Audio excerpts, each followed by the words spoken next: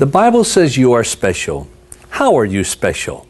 Well, one of the first things God says about you is that you are special because, now think of this, He gave you something He never gave another part of His creation. Now that'll make you special.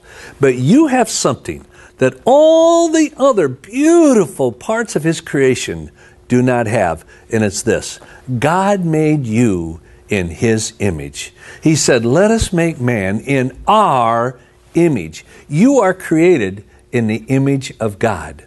But the question is, what is the image of God? You could probably bring in 4 theologians and have 6 different opinions. It's like I often say, ask 5 rabbi a question, you have 7 opinions. Well, you can have a lot of different opinions. But what I have learned through my study of the Scriptures, what the image of God is. Now think of this. God is a personal God. He created us to have a relationship with Him. The image of God is that aspect of personality, that ability, that foundation to respond to Him in a personal way. It's the ability to love, to create.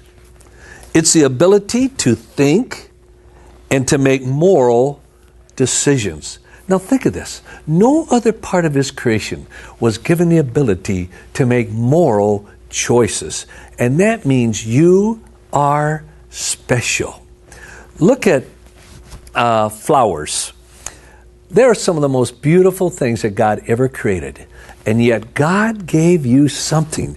He never gave a beautiful bouquet of flowers, and that is His image. I believe it reflects the image of God, but He didn't create within that flower the image of God. He only did that in you.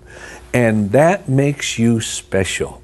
And every day remind yourself that God gave you something He never gave another part of His whole creation, and that is His image. The next time you have to go make a moral choice, a lot of people don't like to make decisions, but realize that is a gift that God gave you.